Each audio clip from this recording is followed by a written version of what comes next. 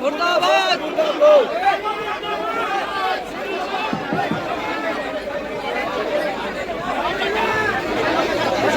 राघव चड्डा हाय हाय, राघव चड्डा मल्ला सिंह जिंदाबाद।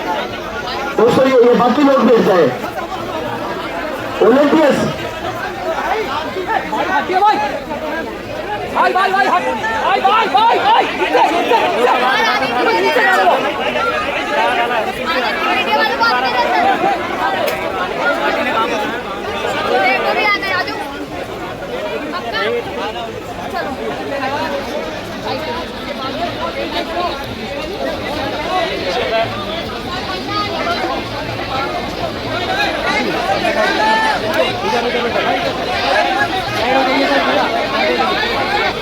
आराम से आराम से।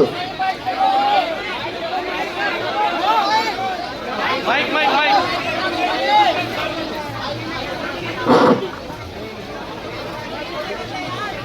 इसलिए मैं दोबारा बोल देता हूं, इतने बड़े स्केल के ऊपर पूरे देश में पेपर लीक हो रहे हैं।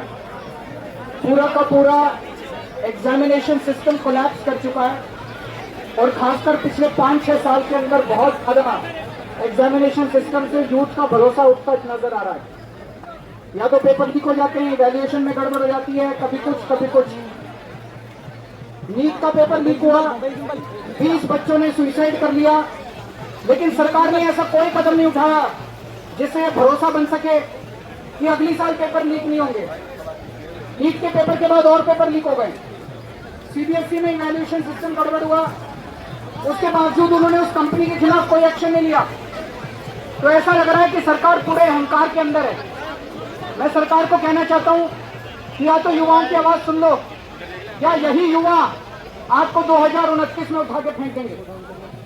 दूसरी बात, एक तरफ धर्मेंद्र प्रधान का इस्तीफा तो होना ही चाहिए, लेकिन मेरी प्रधानमंत्री जी से निवेदन है और देश के 140 करोड़ लोग चाहते हैं कि धर्मेंद्र प्रधान की जगह सोनम वांगचुक को देश का शिक्षा मंत्री बनाया जाए। ऐसा ही होना चाहिए कि प्रधानमंत्री जी ये नहीं करेंगे, ऐसा ही करवाओ। उन्हें डर लगेगा कि सोनम वांगचुक कुछ क्रांतिकारी कदम न उठा दें। लेकिन इस वक्त शिक्षा व्यवस्था जितनी सड़ गल रही है, हमें क्रांतिकारी कदम चाहिए, हमें क्रांतिकारी शिक्षा मंत्री चाहिए। बिना क्रांति के शिक्षा व्यवस्था ठीक नहीं होने वाली। और मैं फिर से उन्हें कहना चाहता हूँ, इतना अहंकार मत करो। आपसे पहले वाली सरकार ने भी बहुत अहंकार किया था। अंग्रेजी में एक कहावत है, हिस्ट्री रिपीट्स इटसेल्फ। यही ये जंतर मंतर था। 4 अप्रैल का दिन था 2011 का, जब अन्ना हजारे जी यहाँ बैठे थे। उसके 3 साल बाद उस वक्त की सरकार चली गई थी। आज से 3 साल बाद आपकी सरकार चली जाएगी अगर आपने युवाओं की आवाज नहीं सुनी तो। Thank you so much.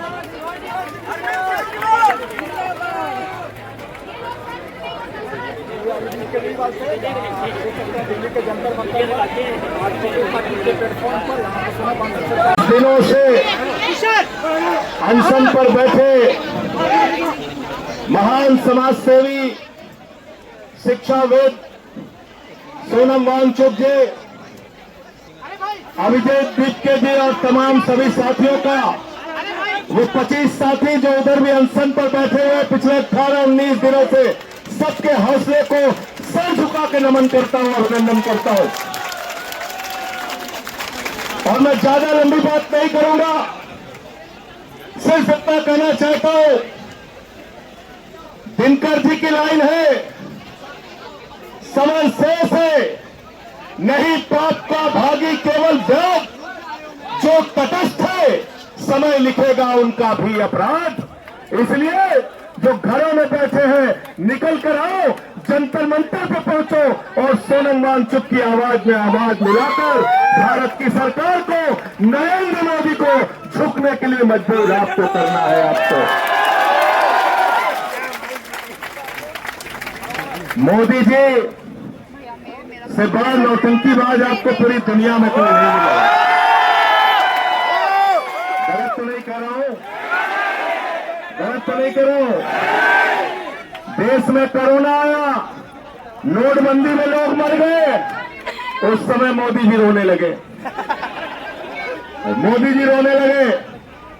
पूरे देश के अंदर दिन रात झूठ, दिन रात झूठ, दिन रात झूठ, झूठ बोलने का काम देश का प्रधानमंत्री करता है। इसलिए 20 तारीख से संसद के अंदर सारे साथी सांसदों से बात करके आपके लिए हंगामा करने का, लड़ाई लड़ने का काम हम सब लोग करेंगे। और 20 तारीख को इस जंतर मंतर पे सोनम वांगचुक जी ने आह्वान किया है। मैं एक कार्यकर्ता के रूप में, एक साथी के रूप में इनके आंदोलन में शामिल होने के लिए जंतर मंतर आऊंगा। हमारे और भी साथी यहाँ पे आएंगे। आदरणीय अरविंद केजरीवाल जी ने भरोसा दिलाया है इस आंदोलन को हर तरीके से अपना समर्थन हम लोग देंगे। और दूसरे भी राजनीतिक दलों से मैं कहना चाहता हूं, आइए, जन आंदोलनों से कहना चाहता हूं, आइए इस आंदोलन को अपना समर्थन दीजिए, क्योंकि सोनम वांगचुक कोई अपनी लड़ाई नहीं लड़ रहे हैं, देश के करोड़ों नौजवानों की लड़ाई लड़ रहे हैं, हिंदुस्तान के भविष्य की लड़ाई लड़ रहे हैं, आने वाले कल की लड़ाई लड़ रहे हैं। बहुत बहुत शुक्रिया, बहुत बहुत धन्यवाद। नौजवानों तेरे कंधों पर जगत का भार है। गाओ भाई साथ में।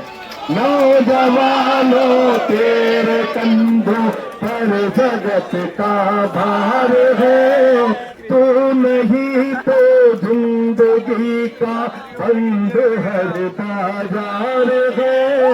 नौजवानों तेरे कंधों पर जगत का भार है, नौजवानों तेरे कंधों पर जगत का भार है। बस इन्हीं लाइनों के साथ अपनी बात खत्म करूंगा। और अभी जो दूसरे साथी हैं उनसे भी अरविंद जी लेकर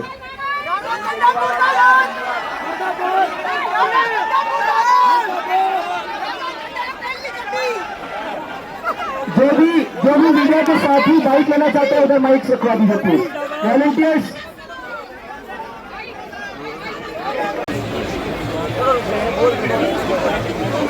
अच्छा, जो वॉलंटियर्स से रिक्वेस्ट है प्लीज एक बार थोड़ा सा हेलो